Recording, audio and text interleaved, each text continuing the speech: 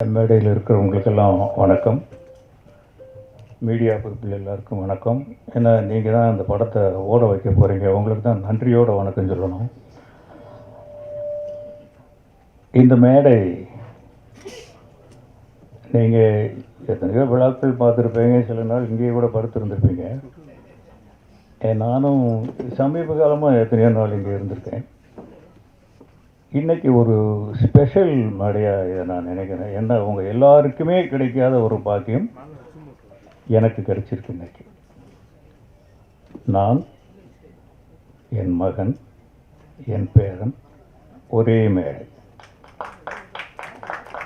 இது சினிமாவில் ரொம்ப பேருக்கு கிடைக்கணும். ஆனால் இன்றைக்கி எனக்கு கிடைச்சிருக்கு. இது அவ்வளவு சாதாரணமாக இந்த இடத்துல டக்குன்னு கூப்பிட்டு உட்கார வச்சுட்டாங்க.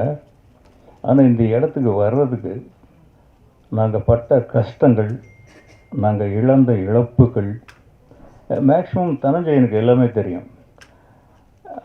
அவ்வளவு கஷ்டப்பட்டிருக்கோம். சும்மா இந்த இடத்துல டக்குன்னு நிற்க முடியாது. அதுக்கு உங்களுடைய சப்போர்ட் ரொம்ப முக்கியமான காரணம். என் முதல் படத்தில் என் ராசாவின் மனசிலையிலிருந்து உங்கள் ட்ராவலில் என் கூட இருந்துக்கிட்டே இருக்குது. இல்லை ரொம்ப பேர் என் கூட பயணப்பட்டிருப்பாங்க. இருந்தாலும் இன்றைக்கி இந்த மேடை ரொம்ப ஸ்பெஷலாக அமைஞ்சதுக்கு தனஞ்சயனுக்கு ஒரு ரொம்ப நன்றி. தயாரிப்பாளர் தினேஷ்ராஜ், இந்த பேர்களை இப்போ தான் காதில் வந்ததுனால கொஞ்சம் இயக்குனர் மகேஷ், அவருக்கு ஒரு தேங்க்ஸ். இது எல்லாத்தையும் விட இதுக்கு ஒரு காரணமாக இருந்த பவிஷுக்கும் ஒரு தேங்க்ஸ் சொல்லித்தான் ஆகணும். இல்லாட்டி அவன் இல்லைன்னா நான் இங்கே ஏன் வரப்போகிறேன்.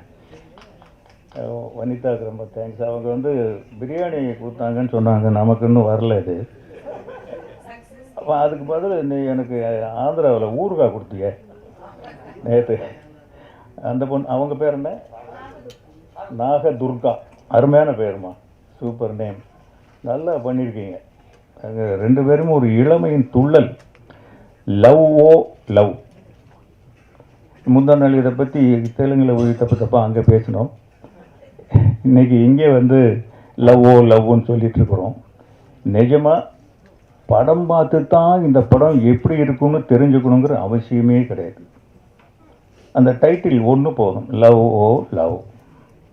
லவ் லவ் லவ்னு அலையிறாங்கிறது தான்ங்கிறது லவ் ஓ லவ்னே தெரியுது. இல்லாட்டி அப்படி ஒரு டைட்டில் வைப்பாங்களான்னு தெரில. டைரக்டர் தப்பா? கரெக்ட் தானா? கரெக்ட். அப்படி தான் எல்லாருமே ஈஸியாக கண்டுபிடிச்சிருவாங்க. பட் ஒர்க்கு யாருமே புதுசுன்னு சொல்ல முடியாது. அந்த அளவுக்கு ஹார்ட் ஒர்க் பண்ணியிருக்காங்க. இந்த படம் நல்லா இருக்குங்கிறதுக்கு எது உதாரணம் தெரியுமா? ஒரு படம் முடிஞ்சாக்க இன்னைக்கு இருக்கிற சிச்சுவேஷன் என்ன அப்படின்னா, ஒரு ஷெட்யூல் முடிஞ்சாலே ப்ரொடியூசரும் டைரக்டரும் முகம் பார்த்துக்கிறது கஷ்டம். இன்றைக்கி படம் முடிஞ்சிருச்சு, நாளை கழித்து ரிலீஸ் ஆக போகுது. டைரக்டருக்கு மேடையில் ஃபோன் பரிசு கொடுக்குறாங்க. இதை விட என்ன வேணும் இந்த படம் நல்லா இருக்கும் அப்படிங்கிறது. உண்மையிலே ப்ரொடியூசர் தினேஷ்ராஜ் அதிர்ஷ்டசாலி தான். எப்படி செலக்ட் பண்ணுறாருன்னு தெரியல. இன்னொன்று அவரை பற்றி சொல்லணும்னு நினச்சேன். நான் ரொம்ப நாள் அவர் யாரோ ஜிம் பாய் போல் இருக்கு, இப்படி இருக்காரு. அந்த காலத்துலலாம் ப்ரொடியூசர் வர்றாருன்னா எல்லாருமே எழுந்து நிற்போம், எல்லோரும் ப்ரொடியூசருக்கு பயப்படுவோம். இன்றைக்கி அப்படி கிடையாது. ப்ரொடியூசர் எங்கே இருக்காருன்னு தெரியாது. அவர் எங்கே இருக்காருன்னு தெரியணுங்கிறதுக்காகவே ப்ரொடியூசரை பார்த்து பயப்படணுங்கிறதுக்காக இப்படி தோற்றத்தை வச்சுருக்காருன்னு நான் நினைக்கிறேன். எங்கே நின்னாலும் தெரியும் அவர். இந்த யூனிட்னுடைய இப்போ தான் ஆரம்பித்த மாதிரி இருக்குது. வெஸ்ட் மாம்பலத்தில் எங்கேயோ பூஜை போட்டாங்க. நானும் என் துணைவியாரும் போயிருந்தோம். இப்போ அதுக்குள்ளே ரிலீஸுங்கிறாங்க, தெலுங்கு டப்பிங்கிறாங்க. எப்போ டப் பண்ணாங்க, எப்போ அங்கே போய் பார்த்தோம், அங்கேயும் பாட்டுக்கிட்டெல்லாம் காட்டுறாங்க. ரொம்ப ஹார்ட் ஒர்க்கு தாங்க. டைரக்டர் சார் உங்களுக்கு ரொம்ப இல்லை, ப்ரொடக்ஷனை சப்போர்ட் பண்ண வைக்கிறது நம்ம தான். Director can do any thing. உங்கள் டீம், டைரக்டர் டீம். சரி, அப்போ ப்ரொடக்ஷன் டீம் சப்போர்ட் பண்ணலையா? ப்ரொடக்ஷன் டீம் ஓகே, இருந்தால் கூட இவ்வளவு சீக்கிரமெல்லாம் இப்போ படம் எடுக்கிறது சும்மா படம் முடிஞ்சிட்டா கூட கேமரா போட்டு சுற்றிக்கிட்டு ஃபிலிமே போடாமல் கூட இழுத்துக்கிட்டு ஷூட்டிங்னு எனக்கே பண்ணிட்டு அவ்வளோ சீக்கிரம் முடிச்சக்கூடாதியா. அவங்களுக்குள்ள டிஸ்கஷனே ஏதேதோ போய்கிட்டு இருக்கு இன்றைக்கி. நீங்கள் இவ்வளோ சீக்கிரம் வெளிப்படையாக அந்த படத்தை முடித்து அந்த ப்ரொடியூசர் லாபமாக இருக்காரா இல்லை சமமாக இருக்காரா என்னன்னு தெரியல. அது மட்டும் ரகசியமாகவே இருக்குது சினிமாவில். உங்களை பாராட்டணும், இல்லாட்டி இவ்வளவு ஒரு கிடைக்காது. நீங்கள் ரொம்ப கோஆப்ரேட்டிவாக தான் இருந்திருக்கீங்க. இதுக்கு மேலே என்ன சொல்கிறது இந்த படத்தை பற்றி? பாட்டுகள் அருமையாக இருக்குது. ஒரு 3 தடவை 4 தடவை பார்த்துட்டோம். கமலா தியேட்டரில் ஒரு தடவை, ஹைதராபாத்தில் ஒரு தடவை, இங்கே ஒரு தடவை. 3 தடவையும் போர் அடிக்காமல் இருக்குது. ரொம்ப நல்லாயிருக்கு. இந்த பீட்ஸ், இளமையும் துள்ளலும் உற்சாகமும் பருவமும் காதலும், இது யாருக்குங்க பிடிக்காது? எல்லாருக்குமே பிடிக்கும். எல்லாரும் வெற்றி அடையணும். இதில் இந்த முக்கியமாக சொல்லணும்னா செல்வராகவன் அவரை பற்றி ஒரு வார்த்தை சொல்லணும். அவர் போயிட்டார். அவர் இருந்தால் கொஞ்சம் சொல்கிறதுக்கு பயந்துக்கிட்டே இருந்திருப்பேன். இப்போ சொல்லலாம். இங்கே 3 பேர் இன்றைக்கி இங்கே உட்காந்துருக்கோம்னா இதில் செல்வராகவன் தான் சினிமா பிடிச்சு வந்தவர். தனுஷுக்கு சினிமா பிடிக்காது. 5-6 படம் பண்ணுற வரைக்கும் அவருக்கு சினிமா பிடிக்காது. என்னை விட்டுருங்கப்பா நான் போயிடுறேன், என்னை விட்டுருங்கப்பா நான் போயிடுறேன்னு தான் வருவார். நான் துள்ளுவத இளமையை கூட்டிகிட்டு போகும்போதெல்லாம் ஷார்ட்டில் வந்து அழுதுகிட்டே தான் நடிப்பார் அவர். செல்வராகவன் படிக்கும்போதே அவர் ரொம்ப பெரிய படிப்பாளிங்க. இன்னும் சொல்லப்போனால் எங்கள் வீட்டிலேயே அவர் தான் அதிகம் படிப்பாளி. இல்லைப்பா, அவர் தான் மாமா தானே அதிகம் படித்தவர். Medalist, BE mechanical engineer. அவர் என்ன பண்ணார், செகண்ட் இயர் படிக்கும்போது நான் என்ன ஒரு வீட்டில் ஒரு கொள்கை வச்சுருந்தேன்னா, அப்பாடி சினிமாவுக்கு யாருமே நம்ம பிள்ளைங்க வந்துடக்கூடாது அப்படின்னு. சார் நான் கொஞ்சம் அதிகமாக பேசணும், நிறைய பேசவா? டைம் இருக்குது. நம்ம பிள்ளைங்க சினிமாவுக்கு வந்துடக்கூடாதா சாமின்னு சொல்லிட்டு அவங்கள ப்ரிவ்யூ ஷோவுக்கு கூட கூப்பிட்டு போக மாட்டேன். அவ்வளோ ஸ்ட்ரிக்ட்டு. இப்படி இருக்கிறப்போ அவர் செகண்ட் இயர் படிக்கும்போது ஒரு நாள் அப்படியே ஹைன்னு வந்தார். அப்படியே அந்த புக்கு தூக்கி அப்படியே ஸ்டைலாக தெரிஞ்சார்.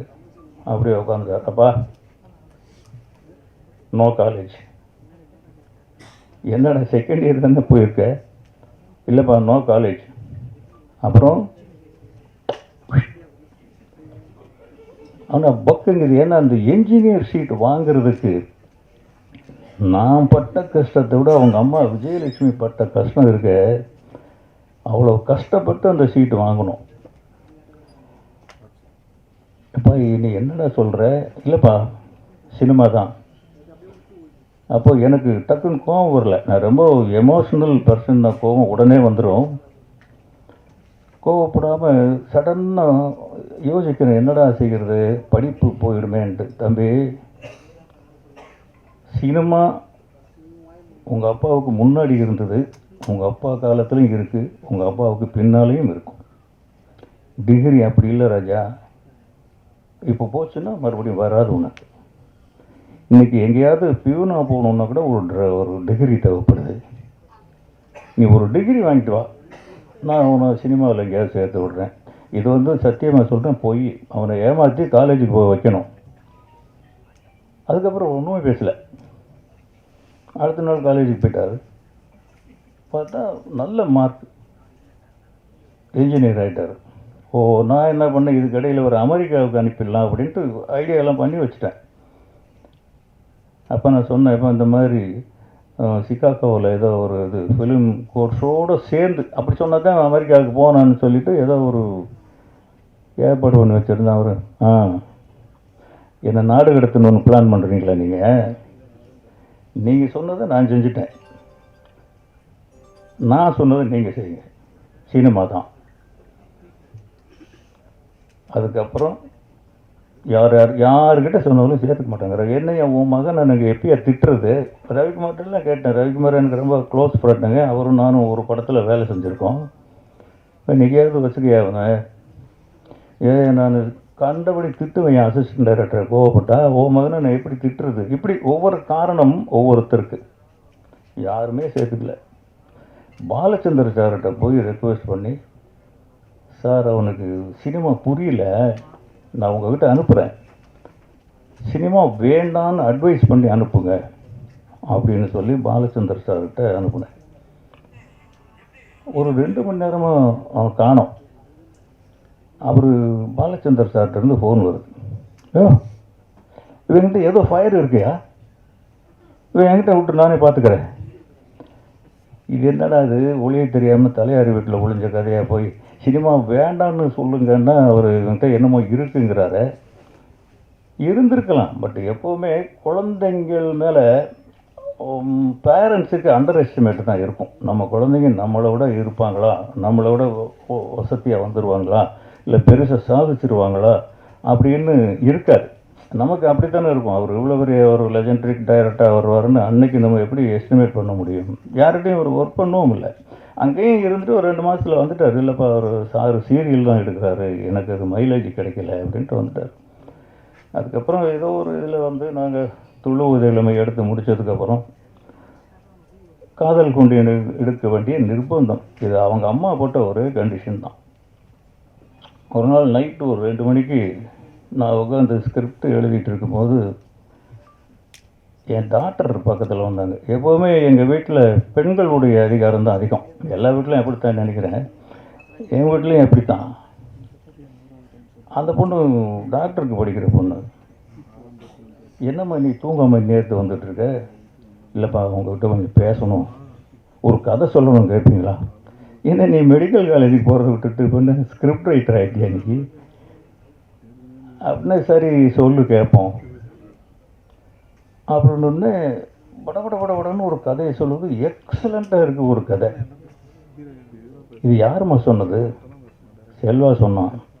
புரிஞ்சிடுச்சு, எங்கே சுவிட்சை தட்டினா எங்கே விளக்கு எரியும்னு அவனுக்கு புரிஞ்சிடுச்சு. கரெக்டாக அவன் அப்ரோச் பண்ணானா இல்லாட்டி அவங்களே முடிவு பண்ணாங்களே தெரியல.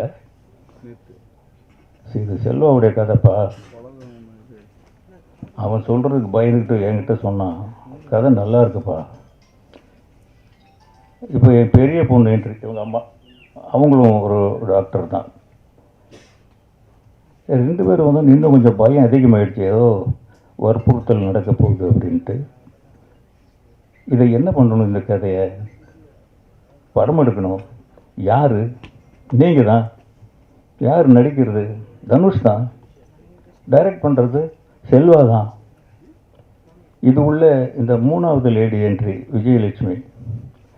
அவங்க வரும்போது தான் என் பலமெல்லாம் போயிடுச்சு. இனி அங்கே அவங்க சொல்கிறது மட்டும்தான் நடக்கும், நம்ம சொல்கிறது நடக்காது. அவங்க தான் கேட்டாங்க, என்னங்க அவன் யார்கிட்டையும் ஒர்க் பண்ணலையாம்மா, இது படம் எடுக்கிறதுக்கு ஒரு 4-4.5 கோடி ரூபா செலவாகும் அன்னைக்கே. அது இன்னும் கொஞ்சம் அதிகமாக தான் ஆகிருக்கும், படம் பார்த்திங்கன்னா தெரியும் அப்படின்னு. இப்போ எவ்வளோ கடன் இருக்குது அப்படின்னு கேட்டாங்க விஜயலட்சுமி. நான் சொன்னேன், என்ன ஒரு 2-2.5 கோடி ரூபா இருக்கும், இந்த படம் எடுக்க எவ்வளோ செலவாகும்? ஒரு 4-4.5 கடன் வாங்குங்க. பொண்டாட்டி சொல்கிற அட்வைஸ் இப்படி எங்கேயாவது சொல்லுவாங்களா யாராவது கடன் வாங்குங்க அப்படின்னு? யார் யாருக்கோ கடன் வாங்குவீங்க, பெத்த மகனுக்காக வாங்க மாட்டிங்களா? அப்படி கடன் வாங்கி வந்தவர் தான் செல்வராகவன்.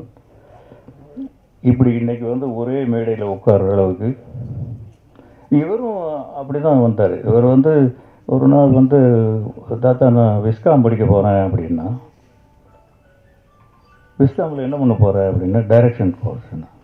இதுக்கு இருக்கிற நீ விஸ்காம் போகிற, நம்ம வீட்லேயே 3 விஸ்காம் இருக்க, நீ யார்கிட்டையாவது சேர்ந்து கொண்டு தனுஷ்கிட்ட சொல்லி அசிஸ்டன்ட் டைரக்டராக தான் வந்தார் அவர்.